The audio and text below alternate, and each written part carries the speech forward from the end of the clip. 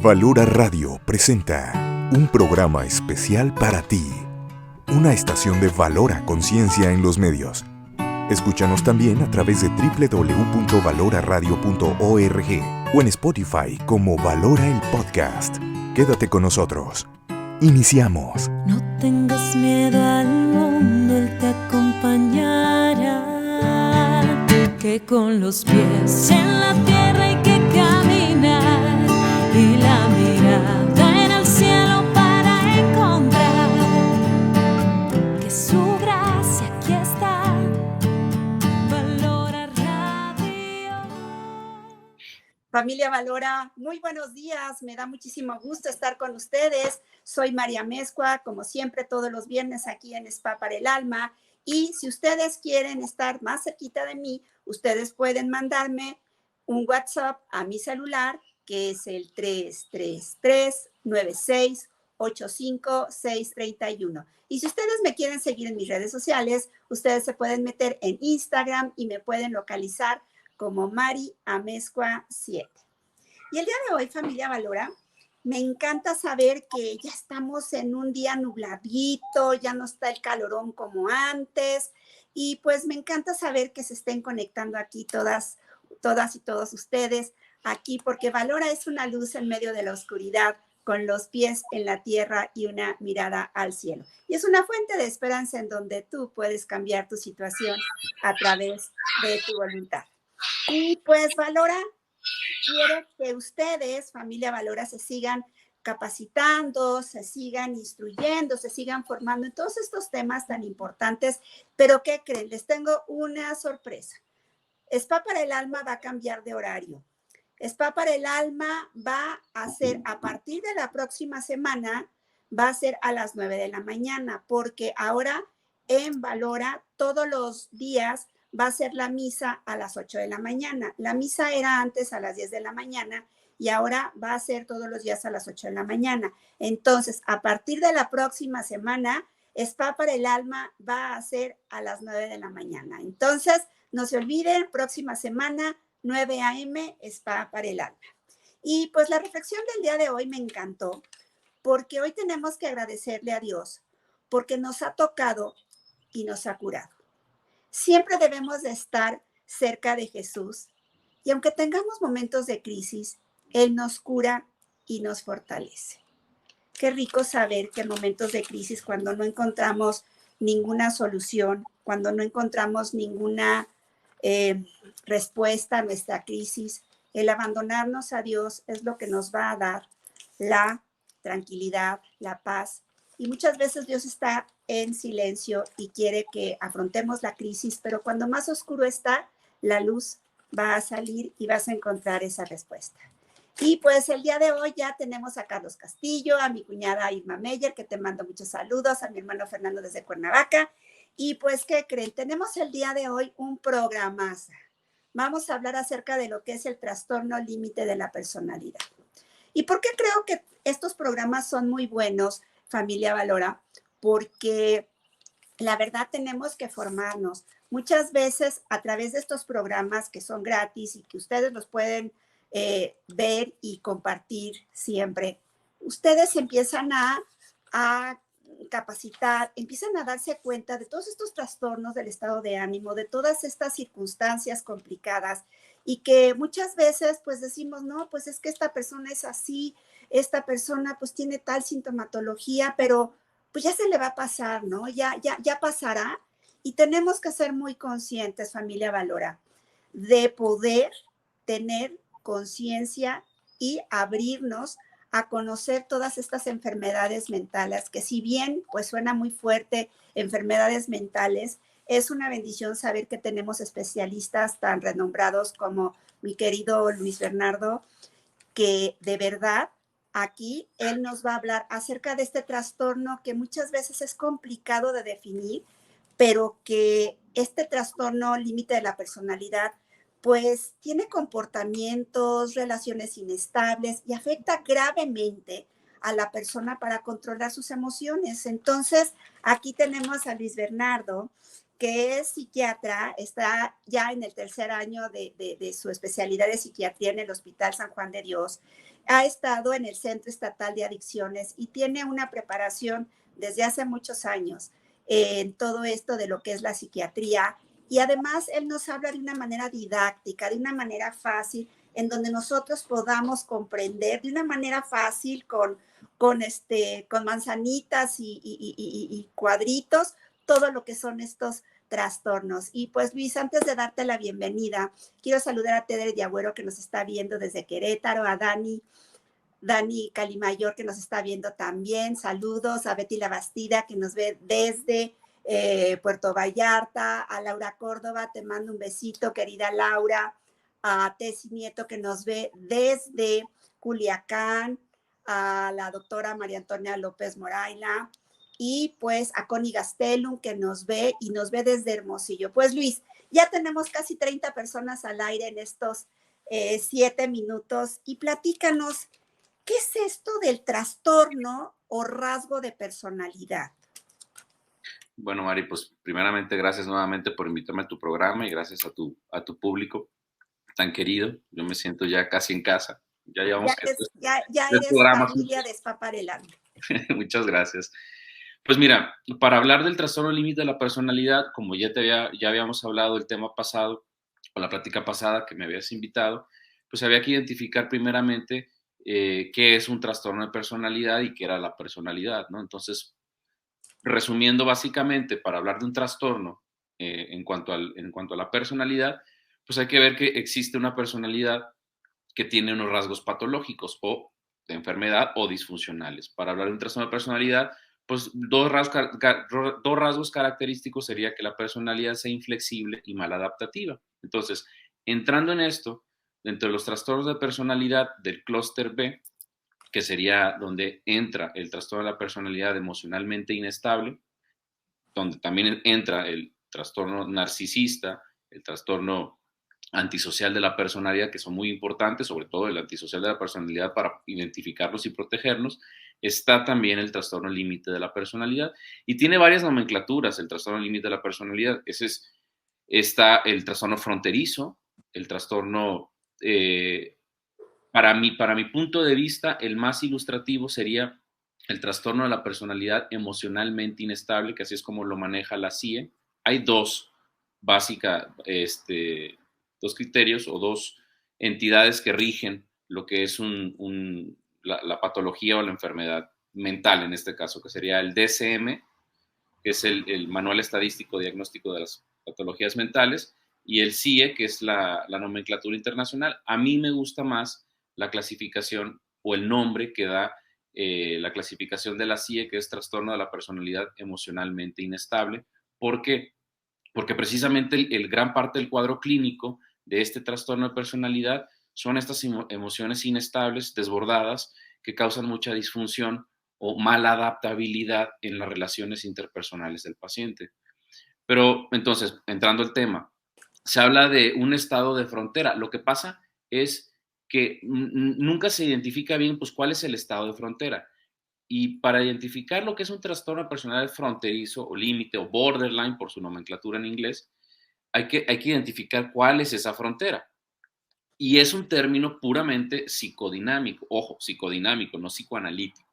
Entonces, en los términos psicodinámicos vamos a tener que existe la frontera de los neuróticos. Están las neurosis de ansiedad, las neurosis depresivas, las neurosis compulsivas o obsesivas, y tenemos por otro lado las psicosis. Entonces, el trastorno fronterizo de la personalidad, borderline, limítrofe, es el que está en ese rasgo. Si bien podemos tener una persona que está entre el límite de lo neurótico y de lo psicótico, que lo neurótico, los trastornos, las neurosis de ansiedad, las neurosis depresivas, va a ser gran parte del cuadro clínico. Estas personas, estos pacientes, de vez en cuando tienen incursiones hacia el lado psicótico. ¿Por qué? ¿Y qué es la psicosis? La psicosis es la pérdida del contacto con la realidad o pérdida de la verificación de la realidad. Entonces, gran parte del cuadro clínico de un trastorno de personalidad emocionalmente inestable o borderline es cuadros neuróticos, alta emotividad, relaciones inestables, pero de vez en cuando hacen incursiones en episodios psicóticos. Y sobre todo, no son delirios muy extravagantes como lo podríamos ver en psicosis primarias graves como la esquizofrenia. Son psicosis muy cortas, por ejemplo, celotipias, ideas de daño, que de repente es que mi novio o mi novia me está poniendo el cuerno y lo aseguran, o sea, me lo está poniendo, hay no lo sacas de ahí, o sea, la prueba de realidad está negativa, pero de repente muy rápido vuelven otra vez a integrar la realidad. Y lo que yo te dije, no era cierto, o sea, realmente no lo sentí en ese momento, pero en el momento que lo tenía, lo aseguraba y lo afirmaba. Entonces, así son estos cuadros. Entonces, básicamente, pues ese es el trastorno límite de la personalidad. Y claro, hay criterios establecidos, si quieres hablamos un poquito de eso. Sí, claro que sí. Claro que sí. Yo creo que es muy importante, familia Valora, que ustedes pongan mucha atención en todos estos detalles que está diciendo Luis, porque muchas veces los dejamos al aire y dejamos que pase tiempo y de verdad yo creo que es bien importante que nuestros adolescentes, nuestros adultos jóvenes, si empiecen a tener todos estos rasgos, acudamos con el especialista porque pues realmente se puede tener una vida funcional si tienen el tratamiento adecuado y creo que Luis le está explicando de una manera adecuada. Y tenemos aquí a Maru Vargas, que nos ve desde California, mi hermana Tita, que nos ve desde la Ciudad de México, un besito, hermanita linda, Marisol Cruz, a Gaby Batis, un besito, Luz Adriana, que nos ve desde Nueva York, Maravaca desde Tepic, Vicky Hernández desde Oregon, mi esposo Héctor Aguilar, Cándido. Y bueno, Luis, ya tenemos 50 personas al aire que están ávidas de conocer esto. Platícanos, ¿cómo es esto así desmenuzadito para que lo podamos entender? ¿Cómo es el trastorno límite de la personalidad? Bueno, el trastorno límite de la personalidad, que te lo repito, a mí me resulta más ilustrativo, trastorno de personalidad emocionalmente inestable, pues obviamente para hacer el diagnóstico se necesitan criterios y la clínica manda. Entonces, como habíamos dicho, la clasificación viene puramente, gústele a quien le guste, disgústele a quien le guste, un término psicodinámico, que es un estado de personalidad que raya entre lo neurótico y lo psicótico. Ese es el límite de borderline. Ahora, es muy importante identificar este trastorno de personalidad. ¿Por qué? Porque la cuestión de la emotividad y la cuestión de la suicidalidad, sobre todo, es muy aparatosa en este trastorno de la personalidad. Entonces, si bien se habla que es el 2% de la población, si nos vamos a entidades clínicas donde se manejan servicios de urgencias, en mi caso un hospital psiquiátrico, es el trastorno que se lleva de calle a todos los otros trastornos de la personalidad, precisamente por la suicidalidad. Que ya lo he comentado antes, muchas de las veces la suicidalidad es meramente caracterológica y no lo estoy demeritando, al contrario. Caracterológica quiere decir que es propia del carácter. Ya habíamos hablado de lo que es el carácter en la otra plática para definir lo que es la personalidad. Entonces, 2% de la población, más común en mujeres, pero también se diagnostica en hombres, no quiere decir que sea exclusivamente de mujeres, pero es más común en mujeres, eso así es como lo manejan las estadísticas.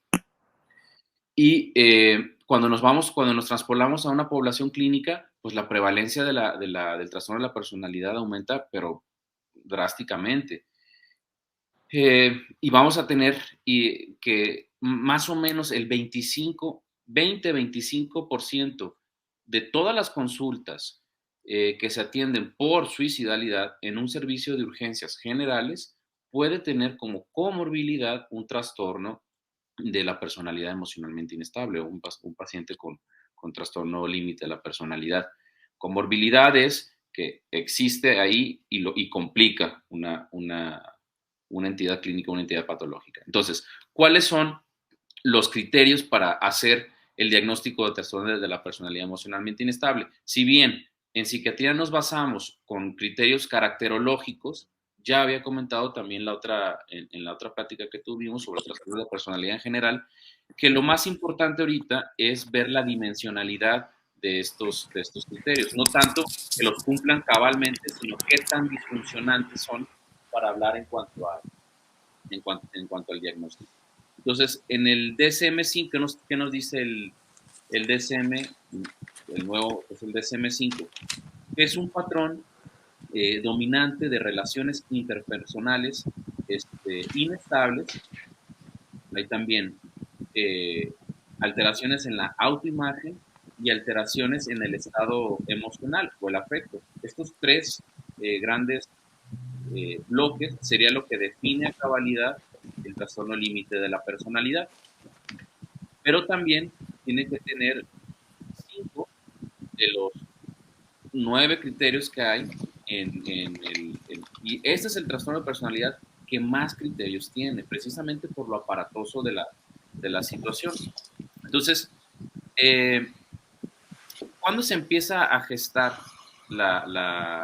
el trastorno límite de la personalidad? Bueno, se empieza o se puede diagnosticar en las primeras etapas de la edad adulta, aunque realmente la patología se empieza a hacer desde la infancia. Lo que pasa es que no podemos hacer un diagnóstico de cualquier trastorno de la personalidad en la infancia, en teoría. O sea, ahí en el hospital donde yo trabajo, en el Hospital San Juan de Dios, tenemos la unidad de paidopsiquiatría y yo a veces hay discusiones académicas, obviamente, con los paidopsiquiatras, donde le ponen a un paciente pues, un trastorno de la conducta, pues, porque toca en ese momento, pero va que vuela para desarrollar un trastorno límite de la personalidad. Lo que pasa es que cabalmente la personalidad se forja en la edad adulta. Para hacer un diagnóstico de trastorno de la personalidad, pues uno de los requisitos es que la personalidad esté formada, de ahí sí, pues, el árbitro. Pero bueno, entonces, uno de los criterios para que manejan el trastorno límite de la personalidad es que tienen también una intolerancia al abandono real o imaginario. Eso es muy importante. El paciente con este trastorno no puede o hasta cierto punto tiene dificultad para identificar esas situaciones. Otro de los criterios sería el patrón de relaciones interpersonales inestables, que son intensos. O sea, este tipo de trastornos, por ejemplo, consiguen un novio relativamente rápido y ya es la mejor persona, o los amigos, ya son los mejores amigos del mundo, ya lo amo, ya lo adoro, y de repente algo sucede, algo pasa, de ser la mejor persona del mundo, de repente se cae de la gracia y ya es la peor persona del mundo. Hay un dicho que me gusta, que es, te suben como palmera y te bajan como coco. Y ahí estamos viendo muchos de las manifestaciones clínicas, que sería la idealización y la devaluación en este trastorno. ¿Por qué? Dentro de los mecanismos de defensa, también hablando un poquito en psicodinamia, el trastorno límite de la personalidad utiliza uno muy importante, que es la escisión. Luego hablaremos de eso. Otro de los criterios muy importantes es la alteración de la identidad, así lo maneja en el DSM-5. ¿A qué me refiero con la alteración de la identidad? Pues es un yo, también, puramente también psicodinámicos, es un yo fragmentado. Hay un autor que me gusta mucho, que se llama Kohut, que dice que la identidad del yo de un fronterizo es como un rompecabezas en una alberca, en una piscina. Tú ves todas las piezas de su yo, están, pero no están integradas. Entonces, por eso hay una deficiencia en cuanto a la integración. Personas que de repente pudieran ser, todo lo que estoy diciendo no es a cabalidad como en psiquiatría, no hay nada patognomónico, o sea, no hay nada característico. Estoy diciendo son aproximaciones diagnósticas.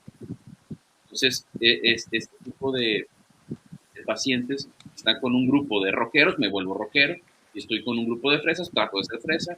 Entonces, es una identidad del yo fragmentada. Como se dejan manipular, ¿no? Muy fácil, ¿no? También, y son manipuladores hasta cierto punto. Lo que pasa es que se diferencia mucho del trastorno de personalidad antisocial, que también es manipulador, seductor, porque hasta cierto punto en el trastorno límite de la personalidad, esas personas que quieren hacer daño, no lo hacen porque quieren hacer daño, sino por la impulsividad que manejan. O sea, en todos los trastornos de personalidad, el trastorno límite de la personalidad es la que mayor desregulación emocional tiene, y por eso tiene tantas situaciones e incursiones con la suicidalidad. Entonces, y el trastorno de personalidad antisocial, ellos sí saben cómo, cuándo y por qué lo van a hacer. O sea, tienen razón muy importante. Por eso, a veces se confunde mucho el trastorno de la personalidad emocionalmente inestable o borderline en el hombre, y les dan, en vez de decir que es un paciente con límite, le ponen como antisocial, en la mujer como borderline. Hay ciertas que pertenecen al mismo grupo, hay que saber diferenciar. Entonces, otro de los criterios característicos del trastorno límite de la personalidad es la impulsividad con potencial de riesgo en al menos 2 áreas. Cuando hablamos de la impulsividad con potencial de riesgo, estamos hablando, por ejemplo, pacientes que tienen conducción arriesgada, uso de drogas, relaciones sexuales, ¿cómo se dice?, arriesgadas también. Pueden tener también como comorbilidad un trastorno de la conducta alimenticia, sobre todo la cuestión de los atracones. Se puede hacer a cabalidad el diagnóstico o puede convivir ahí, que también tiene que ver mucho con la percepción del yo y la autoimagen. Otro de los criterios son comportamientos o amenazas recurrentes de suicidio o comportamiento autolítico, su anglicismo en español sería el fútil, el famoso fútil, que son conductas lesivas no suicidas. Pero desde ya les digo, y te digo, Mari, que también existe el suicidio consumado en estos pacientes. De hecho, en una muestra clínica podemos ver que del 100% de pacientes que tienen trastorno límite de la personalidad, el 25%, del 20 al 25% puede tener un suicidio consumado. Y entonces, bueno, pues es un tercio, un cuarto de la muestra. Nada, lo que pasa es que sí es muy alarmante, porque todo lo que sobrepasa el 5% estadísticamente, pues ya estamos hablando de algo así. La suicidalidad en estos pacientes es altísima.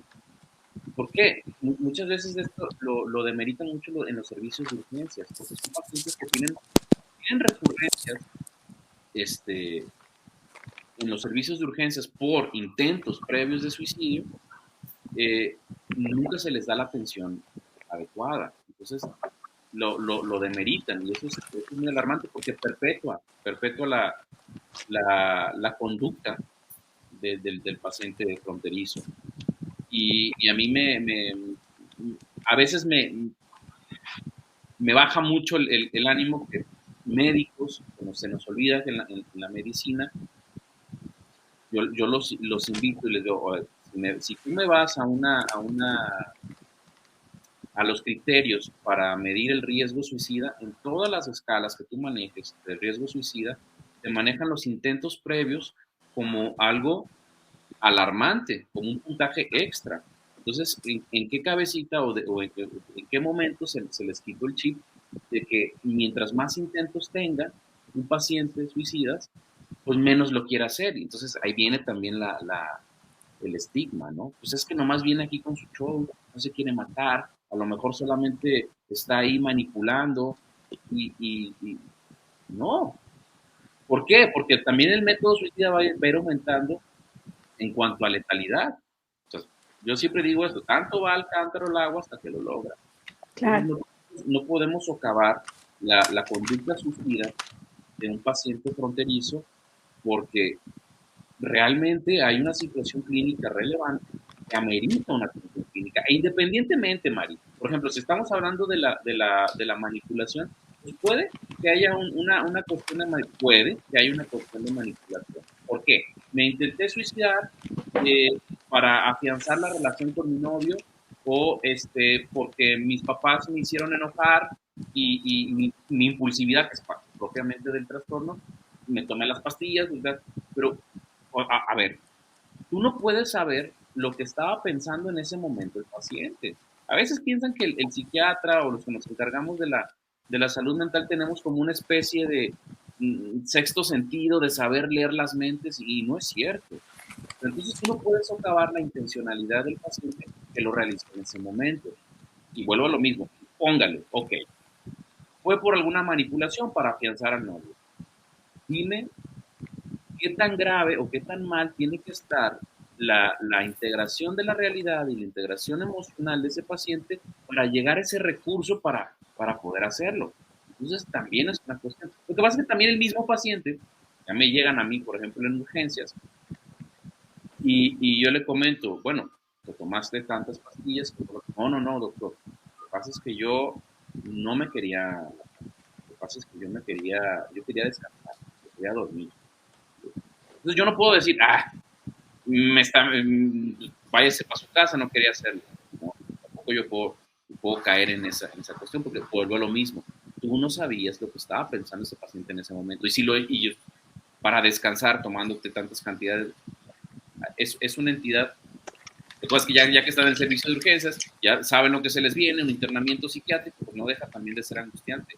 Pero a veces no es lo que el paciente quiera, sino lo que el paciente necesita. Entonces no podemos caer en ese grave error de soslayar la conducta suicida, que ya había hablado también propiamente en una plática contigo, Mari, y caer en un grave error y en una situación pésima en la medicina que se llama el gesto suicida. No existe como tal un gesto suicida. Es una conducta suicida y se tiene que tratar a cabalidad. Oye, Luis, me encantaría hacer una intervención si tú me lo permites. Pues muchas veces las personas que vivimos con este tipo de pacientes o que estamos en relación con ellos, pues no sabemos cómo actuar, ¿no? Porque muchas veces, pues pensamos que es un berrinche, ¿no? Entonces, ¿qué hacemos las personas que convivimos con este tipo de personas o que ya tienen estas características que también las estás explicando? ¿Cómo podemos abordarlo? ¿Tenemos que dejar que él decida atenderse o tenemos que actuar firmemente para internarlo? Porque creo que esto es muy importante para que la familia Valora pueda tomar decisiones, porque muchas veces pues no sabemos cómo actuar y yo creo que ahí se pierde mucho tiempo. Sí.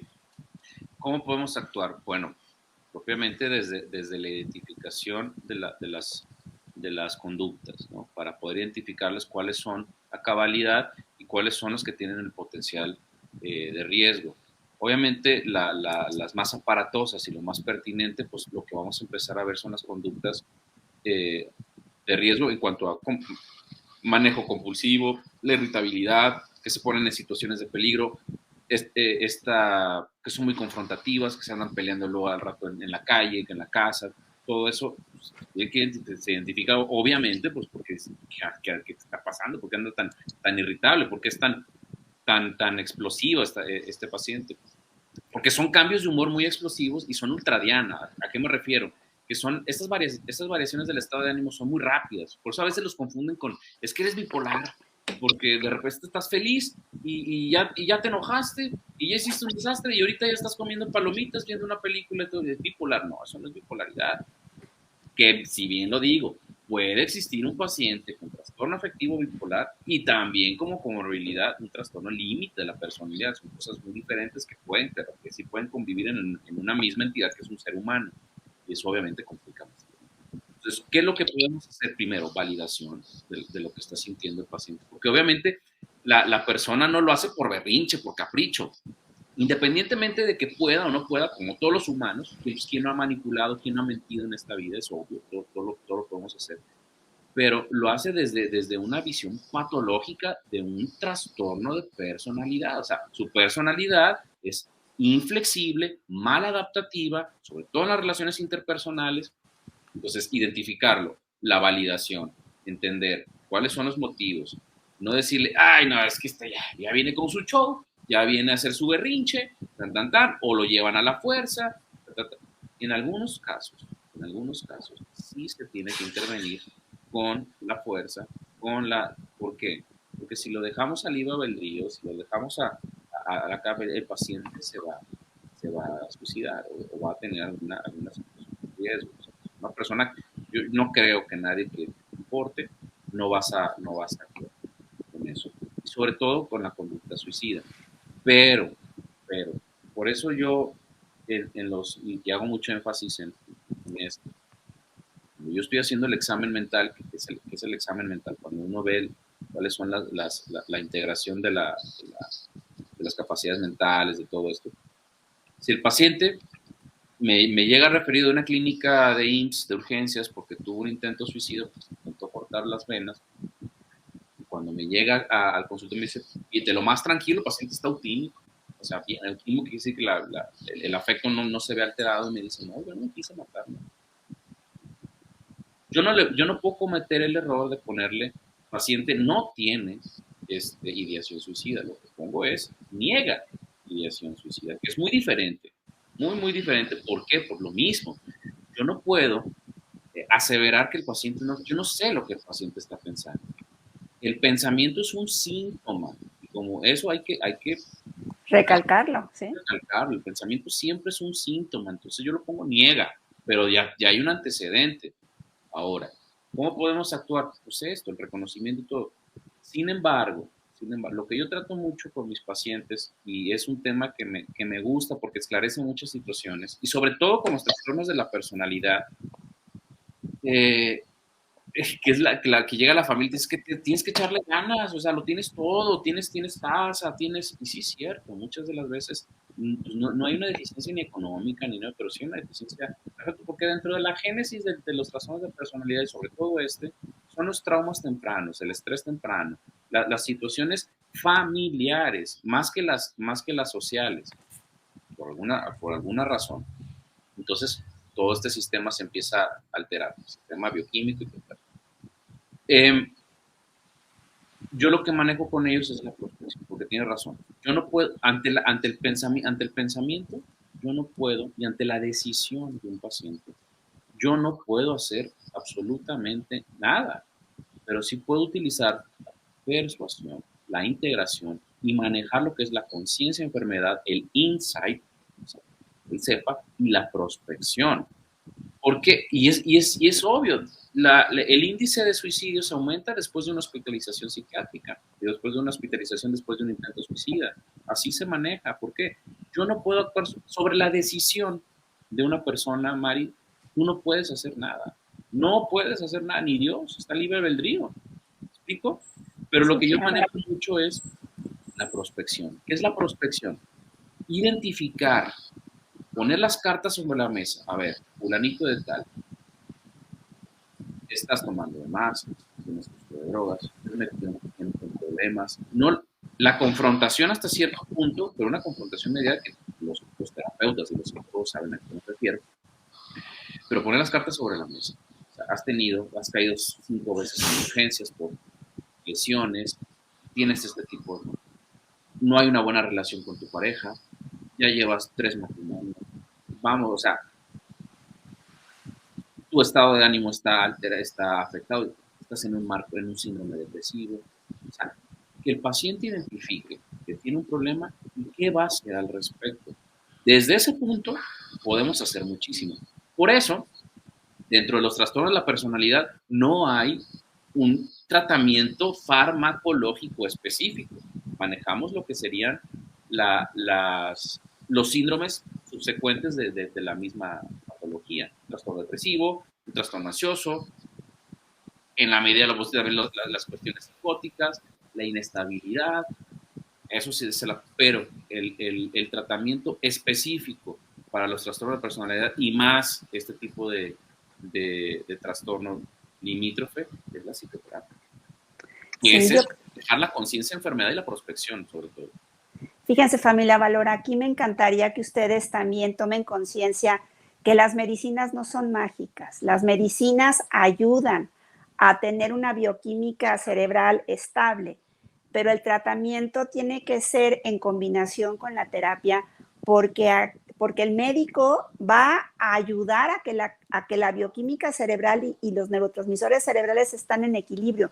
pero la terapia es lo que va a ayudar a que el paciente se desahogue, a que el paciente se confronte, a que el paciente se dé cuenta de todas y cada una de esas conductas y que pueda superarlas, ¿no? Y que pueda tener esa integración al medio ambiente en el que convive, ya sea familiar, ya sea con su esposa, ya sea con amistades, ya sea en el trabajo. Y eso tiene que ser en un equipo interdisciplinario. Por eso es muy importante estar en conjunto con un psiquiatra y con un terapeuta, porque muchas veces dicen, pues ya lo llevé al psicólogo y no cambia, pues ya lo llevé, pero no hay esa conciencia, familia Valora, de entender que la bioquímica cerebral está alterada. Por eso es importante que un médico psiquiatra valore, porque el médico psiquiatra también puede checar la tiroides, puede checar, puede ser todo un estudio completo de todas y cada una de las alteraciones que puede haber. Y Luis nos está hablando de toda esa armonía que hay a la hora que pues se hace un equipo, ¿no? Que podemos actuar tanto terapeutas como psiquiatras y es muy importante que lo tomen en cuenta. Quiero saludar aquí a Maribel Ponce, a Carmelita Petrix, a Elizabeth Ramírez, que nos ve de la Ciudad de México, a Ida Santiago, a la psicóloga Lisa Jiménez, a Alexa Rodríguez, a Petra Moreno, a Elizabeth Ramírez, a Andrea Jiménez, Ivonne Álvarez, a mi hija María José, que nos ve desde Michigan. Mi amor, te mando un besito. Blanca Álvarez, buen día.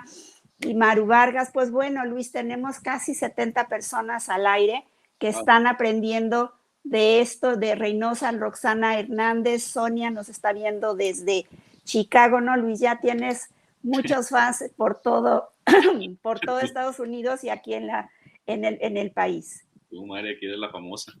Oye, Luis, ¿cuáles son los riesgos de una personalidad limítrofe? Porque yo creo que es bien importante que la familia Valora también esté como visualizando cuáles son esos riesgos tan complicados que se pueden dar. Bueno, dentro de los riesgos de convivir o de tener este trastorno, que ojo, porque es muy aparatoso y también estigmatizante decir, es que tengo un trastorno de la personalidad. Bueno, también depende de cómo lo veas, porque como habíamos comentado, la personalidad es la mezcla del temperamento y el carácter. El carácter sí lo puedes modificar porque es algo aprendido y todo lo que se aprende se puede desaprender, es obvio. Entonces, en una personalidad normal, el carácter va a moldear al temperamento. Entonces, yo creo que el pronóstico, en teoría, debería de ser bueno, pero en la práctica vemos que no tanto. ¿Cuáles son los riesgos? Pues precisamente los riesgos que puede tener dentro de los criterios o de las características de este trastorno, pues la impulsividad, que puede poner en peligro a la persona y a sus allegados, sobre todo cuando se desborda una situación, una discusión. Esta cuestión del control de los impulsos, de la pobre tolerancia, la frustración, de hecho otro de los criterios son la ira inapropiada, emotividad también expresada alta, pues puede ser en ese momento pues conflictos de heteroagresividad, o sea, peleas. Otro de los riesgos, pues obviamente, lo que habíamos dicho, las conductas autolíticas, las situaciones de riesgo, manejo imprudente, los trastornos de la conducta alimenticia, las cuestiones de sexuales de riesgo, que pueden tener pues, patologías médicas no psiquiátricas, ¿no?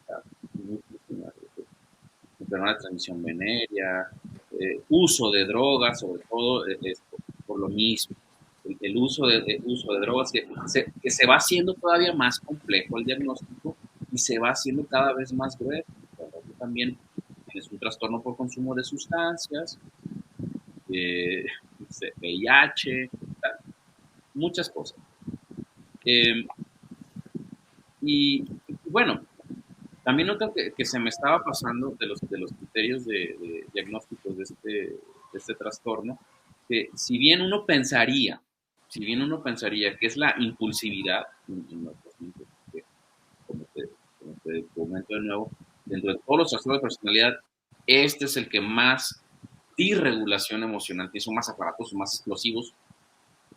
Está el sentimiento crónico de vacío, y casi te puedo asegurar que, vuelvo a decir, en psiquiatría nada es patognomónico, o sea, nada es característico, pero casi te puedo asegurar que el sentimiento crónico de vacío en estos pacientes es casi característico, y tiene mucho que ver también con estas relaciones interpersonales familiares y de la integración que tuvieron en el momento de su desarrollo temprano, en el, en el marco de su formación de la personalidad.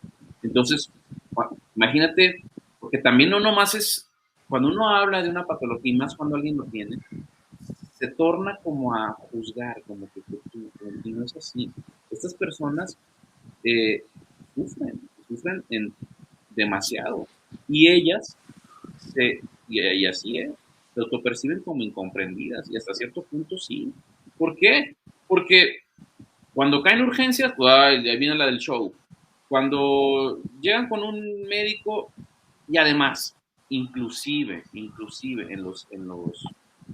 el personal de salud entrenado, apropiado, estas personas son las que más contratransferencia negativa que pueden generar. ¿A qué me refiero? Yo sé que tú sabes, es los sentimientos que el paciente me mueve propiamente a mí y cómo actúo yo en consecuencia de eso. Son pacientes que a veces van a disgusto, muchas de las veces, van a disgusto a una consulta psiquiátrica, una consulta lo que sea, y es parte de su personalidad, esta devaluación o esta valorización, lo manejan mucho la contratransferencia negativa, y sobre todo en el personal médico, y sobre todo en el personal médico de urgencias, demandantes, escandalosos. Entonces maneja mucho la conducta. Entonces le estás perpetuando también la conducta de sentirse un incomprendido, porque también lo vas alejando y estigmatizando. Hay que entender que toda persona que tiene una patología mental no es porque la quiera tener, no es porque sea un capricho, no es porque sea un hijo de la fregada, no. Son personas que sufren y que tienen una conducta que los lleva a no poder integrarse a cabalidad con el medio y con las relaciones, sobre todo los trastornos de personalidad, y más las relaciones interpersonales, la convivencia entre sus pares.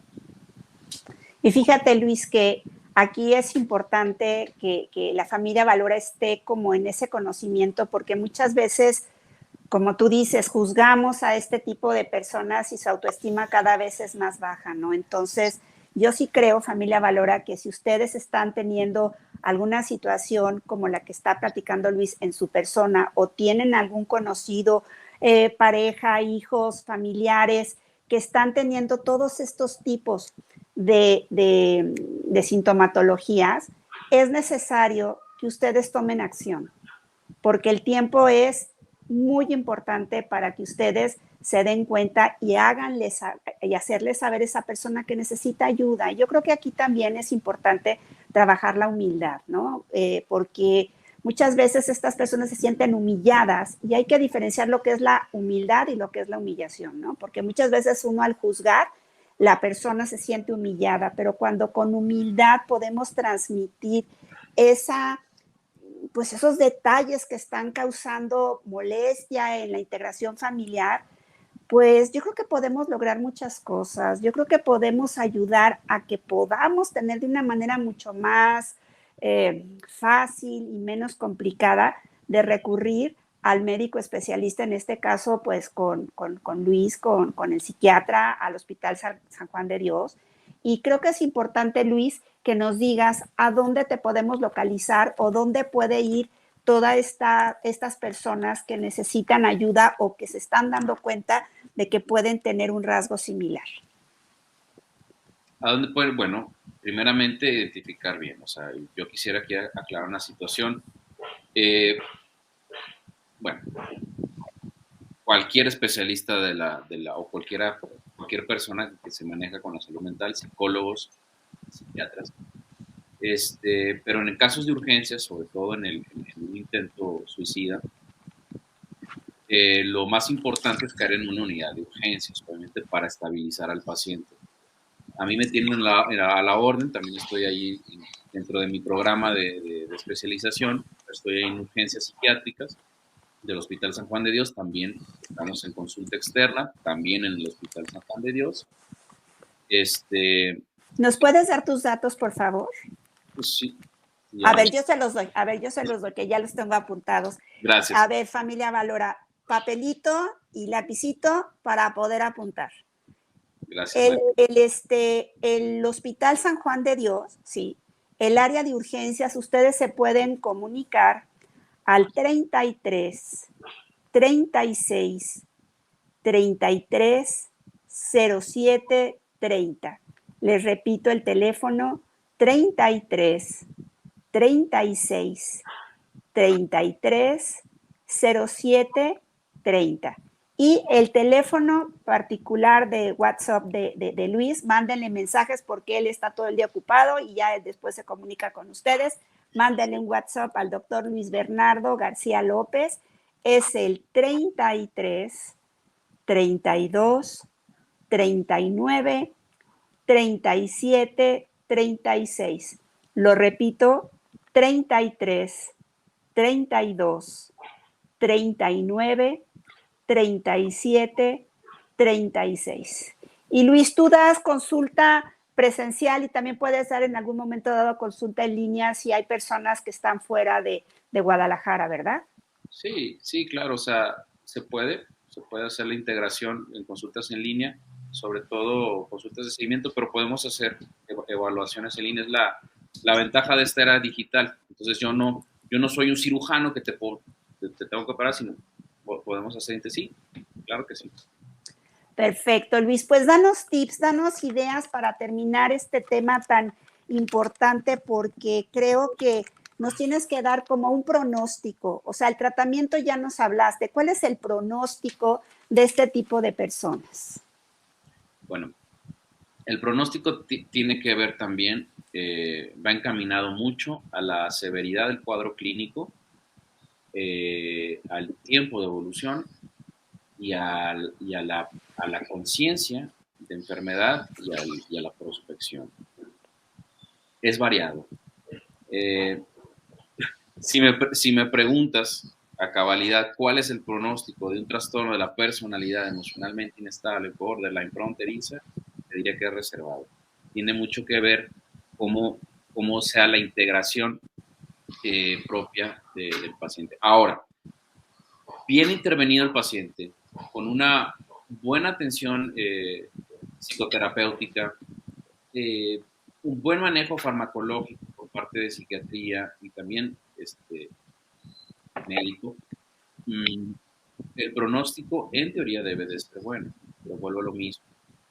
Ojalá yo quisiera ponerle la pastillita antidepresiva a todos mis pacientes en la boca y se la tomaran, o su estabilizador del estado de ánimo, o no se puede. Entonces tiene mucho que ver con la prospección del paciente, que identifique, obvio, tiene mucho que ver también con el equipo de salud mental, por lo mismo que te digo, manejar muy bien lo que son las contratransferencias negativas.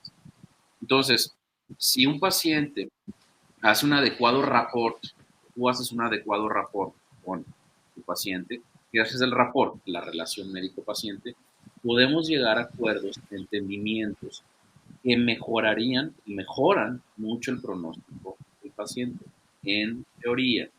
Entonces, ¿por qué? Lo que yo le digo a la gente, la mejor herramienta que tú puedes tener en esta vida es conocer, o sea, saber cuáles son tus virtudes y cuáles son tus defectos.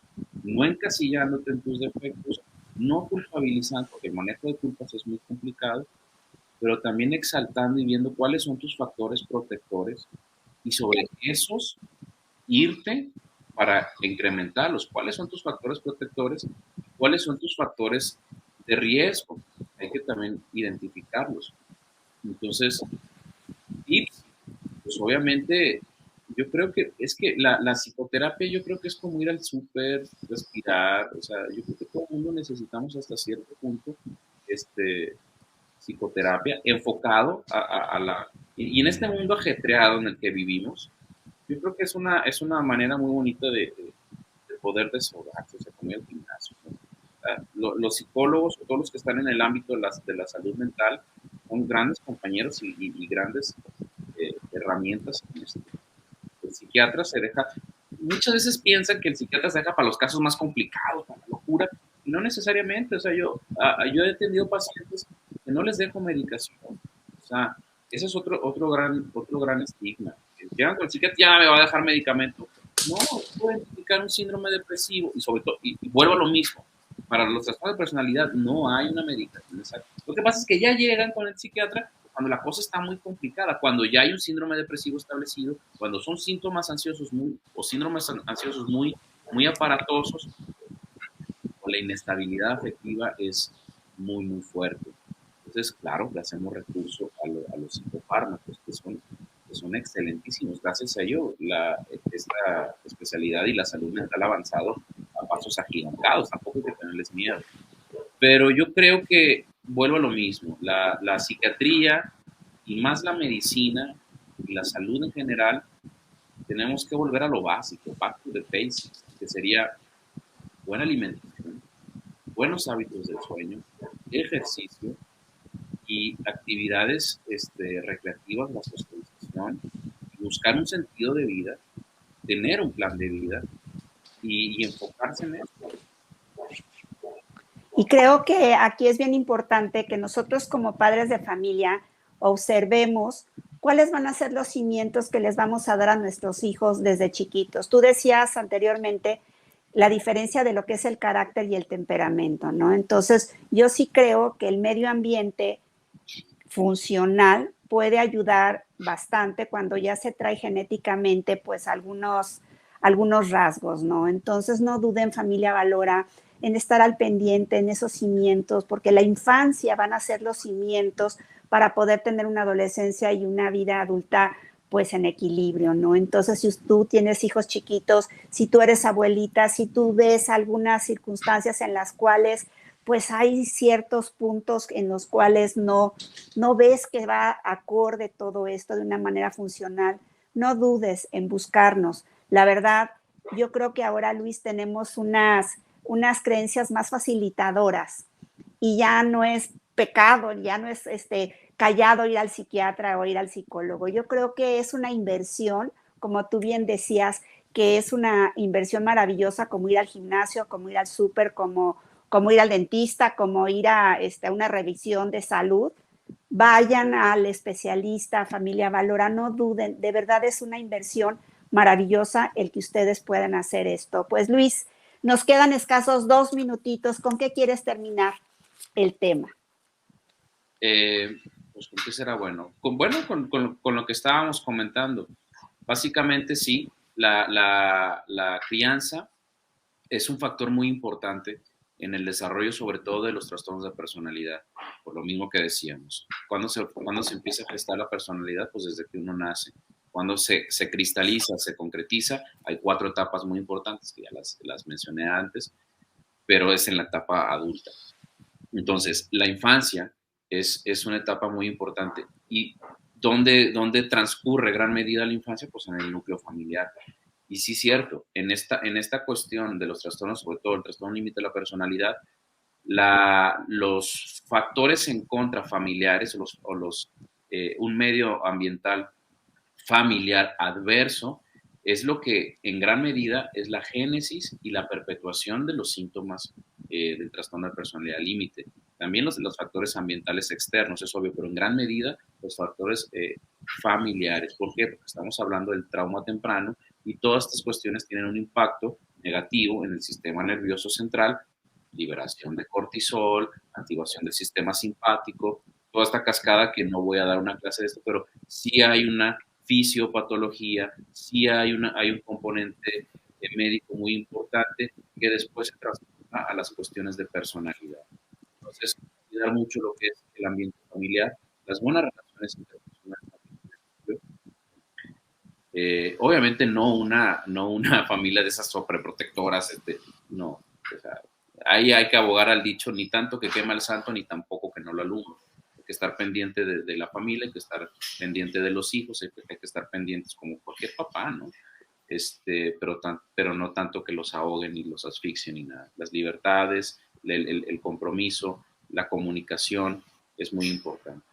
Así es, pues Luis, ha sido un placer el tenerte en este programa. Vuelvo a repetir el teléfono del doctor Luis Bernardo García López, es el 33 32 39 37 36. Y de todos modos, familia Valora, este programa ahorita yo lo subo a la página de Valora, compártanlo, como siempre les digo, es viernes de Spa para el Alma, en la tarde, en la noche, de fin de semana con todos sus familiares, porque cómo se aprenden estos programas, porque trato de llevarles a ustedes los mejores especialistas. Y recuerden, familia Valora, a partir del próximo viernes, Spa para el Alma a las 9 de la mañana, porque ahora el horario de la misa va a ser a las 8. Entonces nos vemos la próxima semana a las 9 de la mañana en Spa para el Alma y esperemos, Luis, que nos puedas dar otras conferencias tan hermosas como la que tú nos das y de tanta sabiduría y con tanta sencillez. Que Dios te bendiga, Luis, que sigas siendo tan exitoso y que sigas teniendo ese carisma que te caracteriza. Que Dios te bendiga y muchas gracias por haber estado aquí en Spa para el Alma. No, hombre, gracias a ti, Mari, y gracias a tu público y gracias por el interés.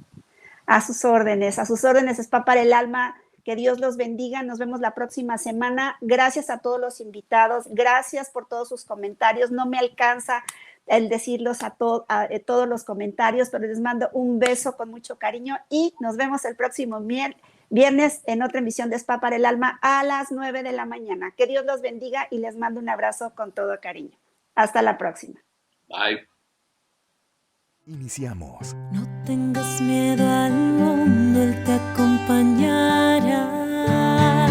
Que con los pies en la tierra hay que caminar y la mirada en el cielo para encontrar que su